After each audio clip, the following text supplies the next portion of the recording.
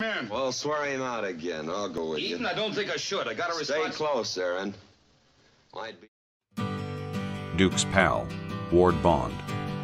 None of John Wayne's show business friendships were as enduring or as entertaining as the kinship he forged with two men he met around the same time character, actor Ward Bond and director John Ford.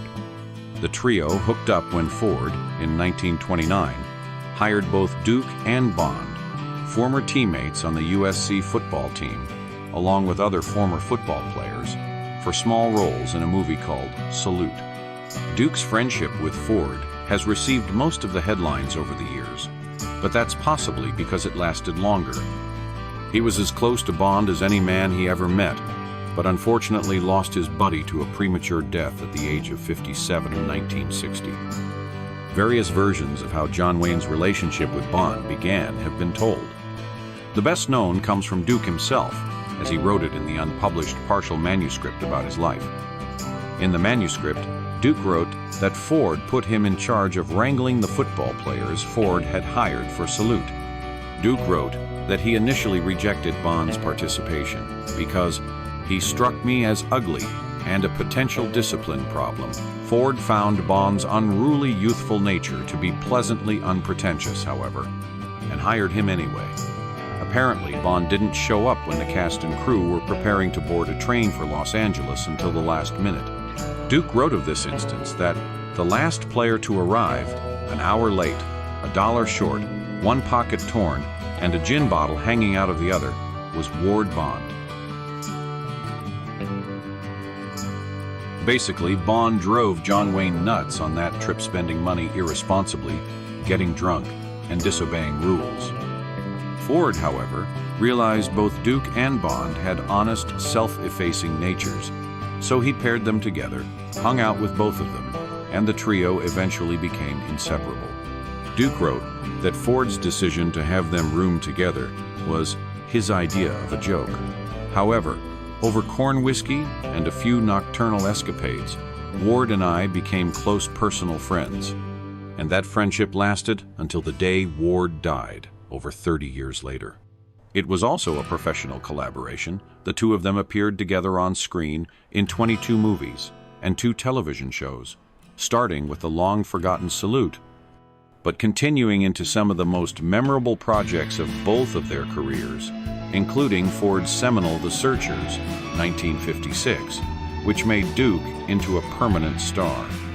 Bond was also notable for his high-profile conservative political activism that, from time to time, even had John Wayne himself, a rock-ribbed Republican, icon, playfully teasing him about being on his communist kick again. If letters in the John Wayne archive are any indication, but that teasing is sort of the point. The friendship between the two men was so much deeper than a shared profession or shared ideological or political beliefs. Their brotherhood was built on genuine personal affection, some wild adventures, a humorous outlook on life, and genuine humanity.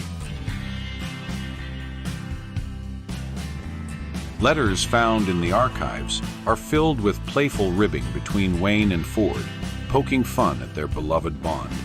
In one letter, Wayne joked that Bond had given up the sugar substitute saccharin because someone told him it was bad for his virility.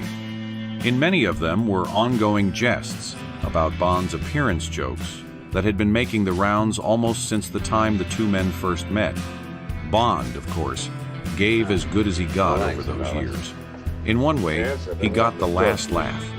In his will, he left John Wayne a shotgun as a permanent reminder of one of Duke's biggest foul-ups. It was the same shotgun that Duke, years earlier, had borrowed on a hunting trip and accidentally used to shoot Bond in. Yes, his butt. No significant damage was done, but Bond never let John Wayne forget it, even after his passing. But for all the teasing, John Wayne was heartsick when Ward Bond died suddenly in a Dallas hotel room from a massive heart attack in 1960. just as he had rejuvenated his career as the star of the hit television series, Wagon blow up Train. and bust. He accompanied Bond's body Chance, back from remember Dallas me, and took your part old in the friend, ceremony at Pat sea Wheeler? that Now, will you preceded the please- disposing Hey, of Bond's ashes into What do the you want to do ocean. about this house? In his You eulogy, want to take Duke their was guns? quoted as saying, Got any new men "We with were you, the Pat? closest of No, friends, nobody. Except from Colorado school here. right on through." Where'd you He was a take him wonderful, generous, big-hearted man. In his biography manuscript, when talking about Bond, Duke went a lot further, making clear that he basically never stopped thinking about Ward Bond the rest of his life, even going so far as to fantasize about casting him in various movies when he read screenplays over the years that followed Bond's death. When you lose a friend that close after so many years together, you realize you've reached the time of life when the ghosts surrounding you are some of the most significant people in your life. Duke wrote in the manuscript during the 1970s, not long before his own life would draw to a close. Part of me knows he's gone. Another part automatically spots good parts for him. Instincts stay long after friends are gone.